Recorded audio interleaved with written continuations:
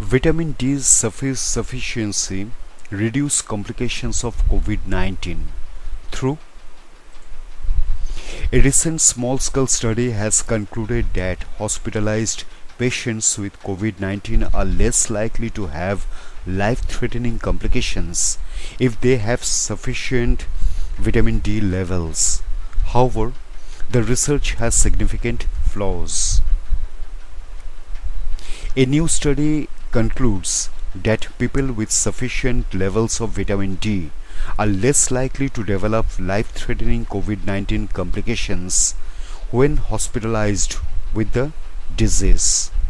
The research published in the journal PLOS One could be valuable for doctors attempting to reduce the mortality rates of COVID-19 in the absence of an effective vaccine. If further studies back up these findings, vitamin D supplements might offer a cost-effective way to limit the risk of severe COVID-19. It is important to note, though, that this recent study has several limitations. Significantly, following discussion on social media, PLOS One has released an expression of concern regarding the study. Before we outline the research, we will cover some of the primary issues. The journal outlined a list of problems. For instance, the right questions are raised about whether the statistical analysis and results are significantly robust to support the article's conclusions, and about how potential confounds are addressed in the data analysis. PLOS One also explained that there are statements in the article, including in its title and conclusions, that suggest a causal relationship between vitamin D levels and the clinical outcome of COVID-19 infections, which is not supported by the data. The journal also noted that less than 1 in 3 participants had laboratory confirmed SARS-CoV-2 infections. The authors of the study also declared no competing interests, which raised another red flag.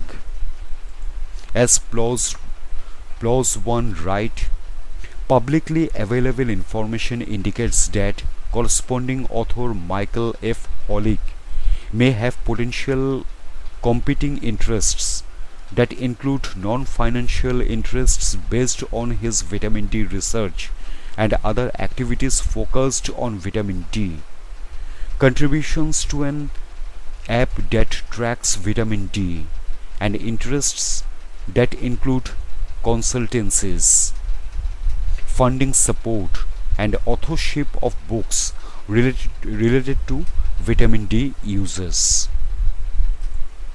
Treatments. Since the sudden emergence of the virus SARS-CoV-2 and the disease that it causes, COVID-19, scientists have paid a great deal of attention to the development of a vaccine. Experts consider a vaccine to be crucial in reducing the effects of the virus, even if it is not yet clear to what extent an initial vaccine would moderate rates of transmission and infection. Alongside the endeavor to develop a vaccine, researchers are also focusing on developing effective COVID-19 treatments. Even if none can make a person immune to the virus, treatments may be able to reduce the disease severity. The Food and Drug Administration (FDA) have approved 2 drugs as treatments for COVID-19: Remdesivir and dexamethasone. Another candidate is vitamin D. Research has suggested that it might, in theory, be effective, but corroborating this requires further efforts. 235 hospitalized patients. Rather than analyzing the effects of vitamin D as COVID 19 treatment, the researchers behind the present study looked at the effects of a person's vitamin D levels on the severity of the disease. To do so, they analyzed data from patients with confirmed COVID 19 who had been admitted to the Sina hospital in Tehran, Iran.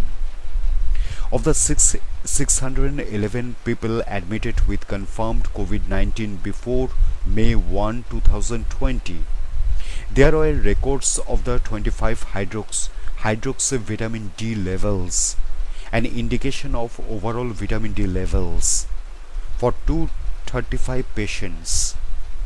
Their mean age was 58.7 years, ranging from 20 to 90 years, and 37.4% are older than 65.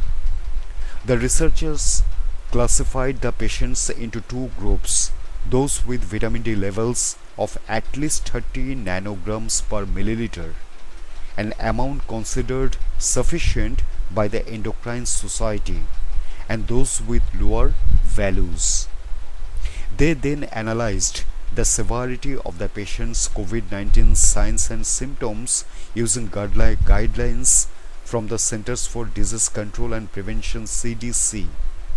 Severe or critical disease might involve a range of issues, including shortness of breath, respiratory failure, or a significantly reduced blood oxygen level. Significant association. After cross-checking the patient's vitamin D levels with the severity of their COVID 19 symptoms and accounting for confounding factors, the researchers found that having a vitamin D level of above 30 nanograms per milliliter was significantly associated with having less severe COVID 19. Among the 235 patients with confirmed COVID 19, only 32.8% had sufficient levels of the vitamin.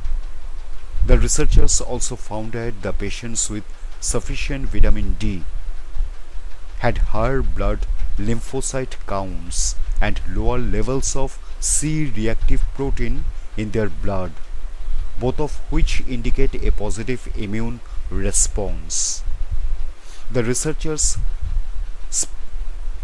speculate that this may have reduced the likelihood of developing cytokine storm, which can cause acute respiratory distress syndrome in COVID 19 patients, sometimes resulting in death. Numerous benefits. The findings highlight, the researchers say, that vitamin D sufficiency may be important in the eventuality that people develop COVID 19 alongside another respiratory disease such as influenza. According to the study's corresponding author, Dr. Michael F. Holick, director of the General Clinical Research Unit at the medical campus of Boston University in Massachusetts, there is great concern that the combination of an influenza infection and a coronal viral infection could substantially increase hospitalizations and death due to complications from these viral infections. For the researchers, their findings suggest that vitamin D supplementation would be valuable. As Dr. Holick notes, because vitamin D deficiency and insufficiency is so widespread in children and adults in the United States and worldwide, especially in the winter months, it is prudent for everyone to take a vitamin D supplement to reduce the risk of being infected and having complications from COVID 19. Here, it is perhaps worth reminding ourselves of Dr. Holick's potential competing interests as outlined by Clause 1.